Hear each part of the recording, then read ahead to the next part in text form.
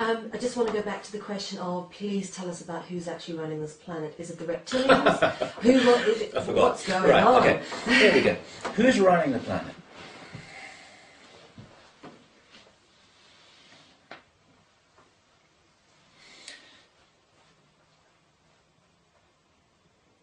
The Anunnaki are part of the picture.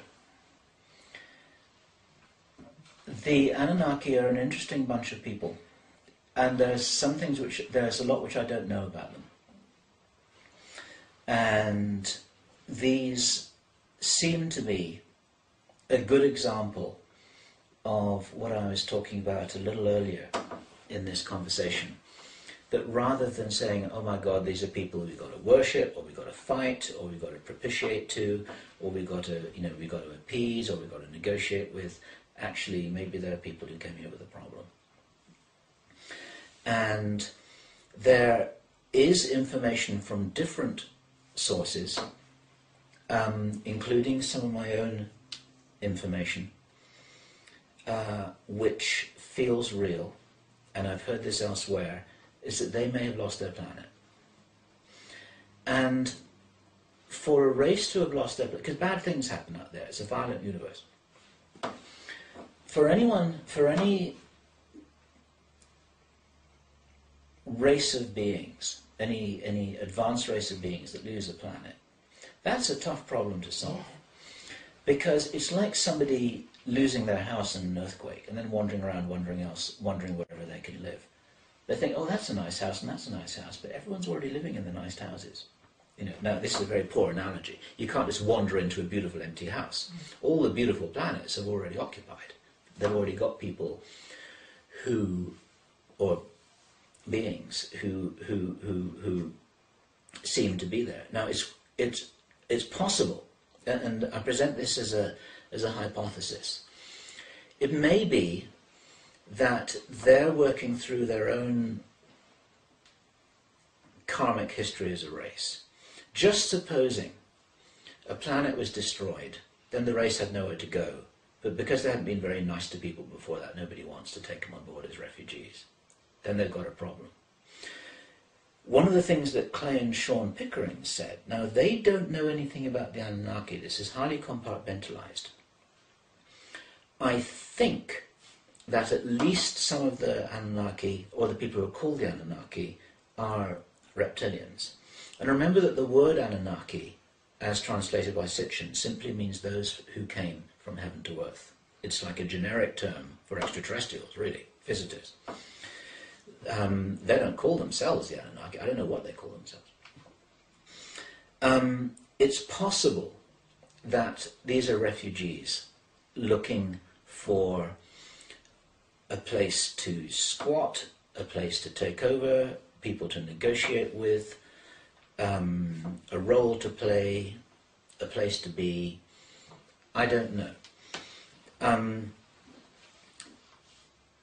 If we imagine that there's a race that lost their planet, they're likely to be heavily traumatized. They're likely to be split into different groups. They're likely to have disagreements between themselves about what they should do. Some of those people might say, okay, we should ask for help. Others might say, no, we're a warrior race. We just go and invade those people. We have no respect for them anyway, and besides, we like their real estate. We've been told that the Anunnaki have split into a number of different factions. And actually they don't necessarily get along well with each other. Some of them may well be friendly. Some of them may not be. I met Barbara Lamb, who is a therapist who works with contactees. She's widely respected. She's a wonderful person. I met her in Los Angeles in February. And she told me that a reptilian had materialized in her room physically, held her hand for 2 minutes, looked her in the eye, and gave her the information that he had been bred as part of a program to communicate with people, chosen people, with the message that they are not all unfriendly. That was his role. And Barbara Lamb, understood this because she's heard all of these stories. You know, just because somebody's 8 feet tall with muscles and scales and greens, I mean, I don't know what they look like. You know, they probably look pretty frightening. But that doesn't mean to say that they're not nice people. As Ruth said, the bottom line, once you disentangle all of this mess that we've got down here, this level of reality, everyone is infinite consciousness. Even a nasty reptilian who eats babies. You know, they're infinite consciousness too. They've just forgotten who they are, just like you and I have, maybe. And so there's room for compassion in this. This is where the infinite love thing fits in. See, there's room for compassion. There's room for realizing that these guys might have a big problem. But most people who do something that is antisocial or violent or nasty, they're just trying to solve a problem. If somebody holds you up at knife point down a dark alley and steals your wallet, they're just trying to solve a problem. If somebody bombs another country, they're just trying to solve a problem. If somebody takes over a planet, they're just trying to solve a problem. You know, if your partner screams at you and or throws a plate at you in the kitchen because they're upset, they're just trying to solve a problem. They're just self-medicating by doing something that makes them feel better. And so any bad thing that anyone ever does is they're trying to solve a problem. It's just that usually when these things result in a way in a negative effect on somebody else, it doesn't really finally solve the problem. It's just very temporary. It just feels like they're solving a problem. It doesn't actually end the whole thing. This is what karma is. Karma is trying to solve a problem in a way that creates another problem, creates another problem, creates another problem, creates another problem, and the whole thing never ends. You've got to lift yourself up to a higher level to realize how to really handle these problems, not try and solve them by a reactive act. So much about that. But this is where compassion comes into this, that rather than fighting these guys, we've got to understand that they may be here because they're trying to solve a problem, and they're trying to solve a problem in a way that might not be good for their karma and might not be good for us physically. Now, you ask me who's running the show. It's certainly very real for me that there are reptilian entities who are operating behind or operating within senior figures who are influential in this whole chess game that is modern geopolitics, and also in the alternative media world as well. If you've got reptilians who are smart enough to take over a human body in whatever metaphorical way you can imagine, they might stand behind them in another dimension, there might be what is called a walk-in, where they say, okay, out of here, I'm taking over this body now. And they look like a human, but who they were before that was something completely different. This can happen at any stage of one's life. You don't have to be born in here. That may happen with politicians, it may happen with bankers, it might happen with industrialists, it might happen with UFO researchers. In theory, if we don't watch our backs, it could happen to you and me. You know, these are the kind of things which, if you regard these beings as having the ability and the strategic capability to figure out, okay, what position should we occupy on this chessboard? Then they are going to be occupying positions, and they're going to be occupying people.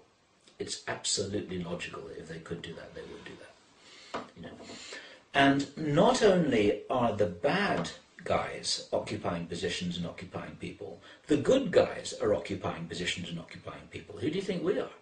You know, now this is all part of your question about who's running the planet. Behind the scenes here, there is an invisible game going on. I won't use the word war. There are good aliens and there are bad aliens, and they're very, very probably occupying human conditions and playing things out. And they're probably hunting each other. And when Bob Dean said that there are human-looking aliens walking the halls of the Pentagon, and some of them are being hunted, which is what we were told by our source, who we call John. What do we call him? John Roby. John Roby, who's a character in a movie, because we like calling our pseudonyms characters in movies. He was Tony Dodd, who is now passed on, the very well-known British UFO researcher very widely respected. He's a wonderful man. I never met him personally. He communicated to us quite intensely. He says these guys are being hunted down. What he never told us, specifically, probably because he never knew, is it the good guys who are being hunted down by the bad guys, and the bad guys who are being hunted down by the good guys? You see? The bad guys are being hunted down by the good guys. Or the other way around, or possibly both. You know, who knows what's going on out there?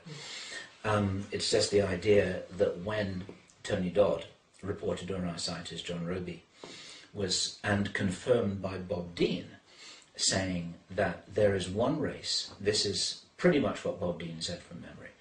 He said that there is one race which he has been told about that looks exactly like us. You wouldn't notice them if they sat next to you in a train.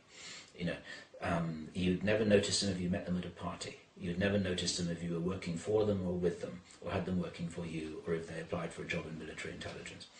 You know, you wouldn't notice. They're just human. And bridging slightly over to that, this is something that, that Henry Deacon, Arthur Neumann, said over and over again. He said, they're humans. They're people out there. They're just like us. Some of them look a little bit different, some of them have slightly different skin, some of them are big, some of them are small, some of them have got different shaped eyes, but hell, we have that on planet Earth as well. Why do you think we all look so different? It's because we've got genetic components from all these other different races, and they're all slightly different, but fundamentally, maybe with the odd exception, you know, they've all got 2 arms, 2 legs, a head, 2 ears, 2 eyes, a nose and a mouth. And a brain that's up here, and they've got their own chakra system, and they've got their own biology. But they're pretty much human. It seems to be the template for this galaxy, at least, maybe with 1 or 2 exceptions. And if some of those humans are so similar to us that you couldn't tell the difference, I'm sure they're here. They're probably very brave volunteers doing their own thing. And if any one of those is watching this video, come contact us because we'd like to interview you. I personally want to interview a reptilian, if they can speak. Yeah, you probably have to have an intermediary to pick up their telepathic contact. One of the things, going back to, no, this whole thing isn't going in a straight line, but what Clay and Sean Pickering told us was that the disclosure which they have been, the disclosure program which they have been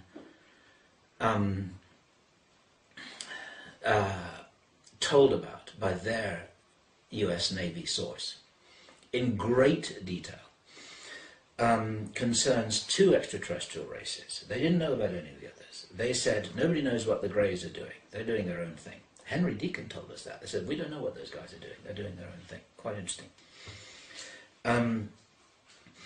He talked about a reptilian race who are subservient to another race, which is a silicon-based life form that is not humanoid, that has got tremendous abilities, but is so alien in every sense of the word that it's really hard to understand what it is that they want, how they operate, what they're, you know, anything about them at all, because it's a totally different paradigm.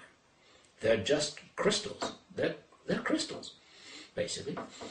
They're crystals that can apparently move and levitate and communicate telepathically, and they can change their shape because just like you'd imagine a big clever crystal would, it just grows something out the side of it, which is another part of the crystal. I don't know much about this, and it's a very wild story. And they don't like the environment of planet Earth because it doesn't suit their bodies very well. And so this is a novelty in terms of UFO researchers, in terms of UFO research. And they've had a bit of a tough time with their story because everyone says, oh, this is crazy, this is nonsense. So they don't have many people who are believing them. And but their source, their US Navy source, is part of a team of 6 who has been surgically modified, which apparently is quite a traumatic process. It's been surgically modified to be able to communicate with these beings. And he said, deep interaction with them. But one of the reasons why there are debates about whether to trust them or not is because they don't answer many questions and they don't reveal many facts. But everyone just feels wonderful when they're in their presence, and they seem to be benevolent, but they're also withholding a lot of information. But they're alien. How do you figure this out? Everyone's still trying to work it out. Nobody knows. There's more about this in this big interview, 4-hour interview, that we haven't released yet, and I've got to do this in the next few days because this is now overdue. There's quite a lot that needs editing. We got cut off a number of times and had some problems and so on. The race that's subservient to them is a reptilian race. He said that their source believes that they suffered an extinction level event. They lost their planet. He says, this is their source. When I say he, I'm referring to their source. We haven't met them directly. We've been invited to meet them. We haven't met them. He says that the reptilians, all they want to do is to walk around. All they want to do is to walk around. They spend their life in big spaceships. They don't have a planet. Apparently, it fits. It sort of fits. What do they look like? He said, imagine a miniature T-Rex. Big teeth. A tail. Scales. They weigh 500 kilograms, 1,000 pounds, 2.5 meters tall, 8 feet high. They're very, very strong. They are a warrior race. They're highly intelligent. They're very ruthless. Another source of ours has described these beings as, imagine the instincts and the ethical level of responsibility of a crocodile, but with very high intelligence. You know, they don't think the way that humans do. And this, once again, going back to David Icke, what David Icke was saying just a couple of days ago, he also was referring to these beings as they, in his terminology, they operate through mind, they operate through a program, they will do whatever is expedient, they will do whatever is practical, they'll do whatever is in their own interests, and they don't have any empathy, they don't have any sympathy. It sort of fits, but behind all of that, and this is where we go back to what Ruth was saying, which is absolutely true, behind all of that, you've got some form of cycle of abuse that has made them into what they, these are tough kids on the block. We have children like that too, almost, almost. Some of them. You don't want to come near them on a dark night, you'd be better off with a crocodile. Some of them, But behind them, they've experienced something that has made them into that. They've had a tough time, and this is their response. They're trying to survive in the world that they think is unsympathetic to them. This is just their response. They're trying to solve their own problem by being in a certain way. Maybe.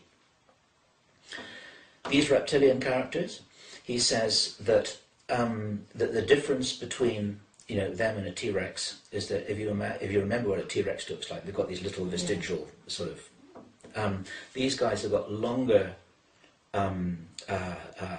arms with very dexterous fingers, so they're tool makers. You see, if you think of the evolution of a biological species, you've got to go through the tool making phase.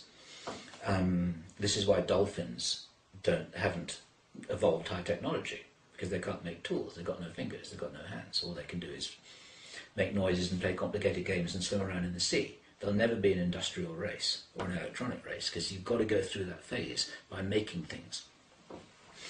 And they have been through this phase of making things. They're highly intelligent, they're highly able, post-industrial, they have space flight, they have the whole thing. And what I do not know is whether these are the same as the Anunnaki. What we do know about the Anunnaki, and I had a fascinating conversation with David Icke about this. I keep on talking about David Icke because he's a reference point that many people watching this video will recognize and be familiar with. And had a fascinating conversation with David. I was telling him all that we heard about the reptilians and the Anunnaki, and he was telling us, and it was absolutely matching totally. One of the characteristics is that when they are in contact, in physical contact, they will not reveal what they look like. They regard their appearance in a ritualistic way, or a way that has become ritualistic, as sacred. It's a little bit like you. It's part of their custom and ritual and fixed way of operating, that you cannot look at their face, or that we cannot look, or humans can't look on their face. It's not done. And Henry Deacon, Arthur Neumann, who has encountered these characters physically in the flesh, he never saw their faces because they're all wearing cloaks and headdresses and funny stuff like that. This is what they do. They're very ceremonial. It's an ancient culture which has ritual, and exactly as David, which has ritual deeply ingrained in everything which they do. Why not? They can do anything they like. They're aliens, you know. And when David Icke was describing how the ritual and the status and the sense of axiomatic importance that is ascribed to royalty, you know, the divine right of kings and all the rest of it, this all comes from the Anunnaki. This is how they regard themselves. And when you meet them, it's like meeting a king, or like meeting a queen. If we can imagine what it's like, you've got to talk in a certain way. You've got to avert your eyes. You've got to hold your hands in a certain way. You've got to approach them in a certain way. You've got to do everything in a certain way, you know. Otherwise, our source said, I don't think it was a joke. He said, if you don't do it right, you end up in the dinner plate. You know, it's like these, it's like there's a certain way that you go about all of this. You've got to defer to them. You've got to, you know. But what's really, really interesting is that if this is the same group as Clay and Sean Pickering are talking about, and they describe these guys in great detail, you know, you can see them when they're describing them. You know, they're describing them vividly. They are subservient to this silicon-based life form, and the hypothesis is that the silicon-based life form rescued them when they destroyed their planet. So somehow they're operating symbiotically. Everything that I've said here raises a huge number of questions, and I don't have the answers to them. I don't know whether these reptilians are shapeshifters. The silicon-based race, apparently they can shapeshift, but they don't shapeshift physically. They affect the perception in the brains or the minds of the people watching. So when this source, the first time that he came across one of these things, he was with a group of people, as I remember rightly, if I remember this correctly, he was with a group of people in a room, and he was announced that he was going to have an important meeting, and he went in there with these people in this room, and he was briefed by a senior military officer for 5 minutes, until the military officer then became this big crystal. Because it wasn't a military officer at all. They thought that they were, you know, they perceived a military officer. And what was really interesting is that all of those people in that group saw something slightly different, because this was a mental perception. They saw something, and then they were completely confused by this. They all went off into another room and compared, well, this is what I saw. What did you see? Well, he was wearing brown shoes. No, he wasn't. He was wearing black shoes. You know, he was 2 meters tall. No, he wasn't. He was quite short.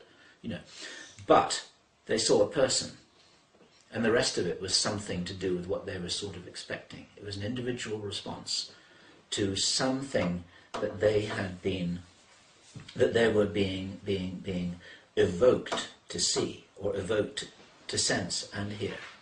But they can only maintain it for about 5 minutes. Then they collapse into their real state, which is a physical state. The question immediately to their source was, well, is this some kind of a, you know, a hologram or an illusion or a, you know, no, it's absolutely physical.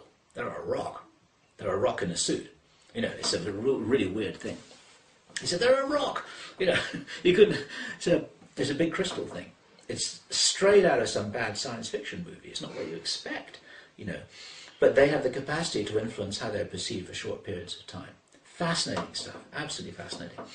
And the reptilians, if it's the same group of reptilians, are subservient to them. The Silicon-based group don't seem to hang around on planet Earth. They're out there somewhere, and nobody knows where they're from. This is another problem. They're not answering the question where they're from. I need to listen to the interview again, but I think the response is something like, you wouldn't understand, which isn't very helpful. You know, it may be true, but it's still not helpful. And there may be different branches of the reptilians, but the reptilians are a theme. They are a theme. They're coming up over and over again. There are people who've encountered them. There are people who've been contacted by them. There are people who've had experiences like Barbara Lamb had. They're the shape-shifting experiences. In our most recent interview with Jordan Maxwell, bless him, he came out saying, David Icke should not be persecuted for what people perceive as being his crazy ideas. He is absolutely right in what he said. Had the same reports, they're separate reports, and then he told this incredible story about this girl who had been left alone in the house in an American military base. Who she was, I mean, this is straight out of Hitchcock or something worse. You know, he's looking in the mirror, and behind him there's this reptilian being who steps out of the cupboard and starts gliding across the carpet towards her. You know, this is a 12-year-old, I think it is a young daughter of an American military officer, with guards around the house because this guy knew that there was some kind of a threat but didn't know what the threat was. And this thing came from a cupboard, you know. Left big scratch marks in the door, straight out of a bad movie, you know, and then disappeared. And this girl was completely freaked out. And David got this story from the girl, who is now a woman, telling us this happened on an American military base. These things happen all the time. They can't control it. Just stepping into a dimensional portal, they can control where they appear. This is why they appear in cupboards and funny places like this. Otherwise, they pop in the middle of a cocktail party. That doesn't work. So, you know, we're in the middle of the street or in the middle of a shopping mall. You know, no, they always appear in cupboards and things, or little corners or basements, or you know, they can control where they appear when they do appear. And the rest of the time, they're here manipulating one of the chess pieces on this chessboard, which is a prominent figure whose role it is to influence other people. So it's a perfect strategy. This is why some of them are politicians. This is why some of them are industrialists. They're probably in the media, and they're probably in UFO research.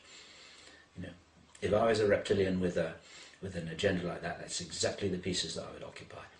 It makes perfect sense, and it makes for a great movie. Yeah, doesn't it? Okay. So tell me, are they actually eating the children? Some people say so. In Bill Deagle's 2006 Granada Forum lecture, there's a part where he says, I could tell you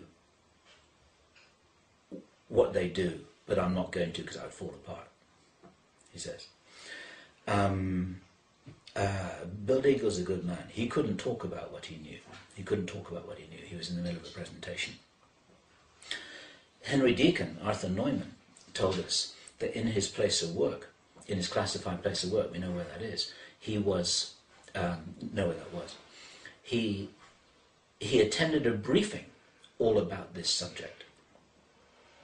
And he walked out of the briefing because he couldn't stomach it. And he told us he was amazed at two things. One of them, he was amazed at how everyone was just sitting there listening to this and taking notes. And he was also amazed that nobody stopped him from walking out. That's all he told us. What did they tell him? He was hinting heavily. He, like many people like many insiders who've got something important to say, he will talk indirectly about it. And the way that he alerted us to this story was, we were sitting in a restaurant with him, talking about all of this stuff. We spent hours and hours and hours and hours and hours with him. Met him on many, many occasions, and we'd often meet him for dinner. And he was making a reference to a short story a short science fiction story which I read many years ago, and I can't remember if it was by Philip K. Dick or it was by Heinlein or whoever it was, but the title of the story was To Serve Man. To Serve Man. This is the story. And I know this. And it was a little bit of a silly short story. And most science fiction short stories are about 12 pages long, and they're quite fun, and they've got a little punchline, and you've got maybe 20 of them in a book. And this story is called To Serve Man, and the theme was these aliens had appeared, and it had been discovered that in some document that somebody had seen of them, that there's this document that said to serve man, and people saying, "Oh, this is great! They'll come here to serve us. They'll come here to help us, to assist us." It actually turned out that what it really meant, they were going to serve us up on a plate. I mean, it's a very bad play on words. And Henry Arthur was making pointed references to this as he looked at the menu of this meal. And I didn't get it, and Kerry didn't get it. We didn't really get what he was talking about. And he kept on, he was becoming more and more pointed, until he virtually had to spell it out for us. And when he realized that we'd understood that there were at least some of these aliens who were eating people, then he said, "Okay, I don't need to talk about that anymore." And this seems to be, it seems to be a theme. And one of the problems in this whole research area is that, and it's also the problem with the president of any country going out towards the press and saying, "Oh yeah, Roswell was real." It's like after half an hour or 2 hours or 2 days or 2 weeks, someone then starts asking the question, "Well, we've heard about this, is this true?" You see, and it goes to unsavory places. It goes to places that you don't want to go. Our research takes us to these places. Our research takes us to what the Illuminati are doing, to what's happening in the Vatican, to what the Reptilians are doing, to extremely nasty places where I don't want to go to those places. It doesn't feel like fun anymore, really, when you're looking at all this stuff. You think, "Oh God, I don't want to, deal with this stuff. It's not nice." But if one is going to be a really, really honest researcher, you've got to follow the data trail. And this is what David Icke does. This is what Bill Deagle does. It's not what everybody does. Some people say, I'm not going to go there. I'm only going to talk about, nice aliens. Or I'm only going to talk about earth changes. I'm not going to talk about aliens at all. Or I'm only going to talk about what the politicians are doing or what the economy is doing. But if you look at it from a high enough place, you see that all of these things are interconnected. Even the nasty stuff. And this is where, again, when you go back to David's opening statement and Ruth's opening statement, that if you hold that line, that we are infinitely capable, infinitely wonderful, infinitely beautiful spiritual beings, and all else is illusion, drama, and play, Maya, then you can handle it. Because it's like, okay, it doesn't feel very nice, but it's just one of those things in a dream that just feels a bit, and then you move on. It's the only really way to handle it. How you communicate about it to people who don't have that viewpoint, I don't know.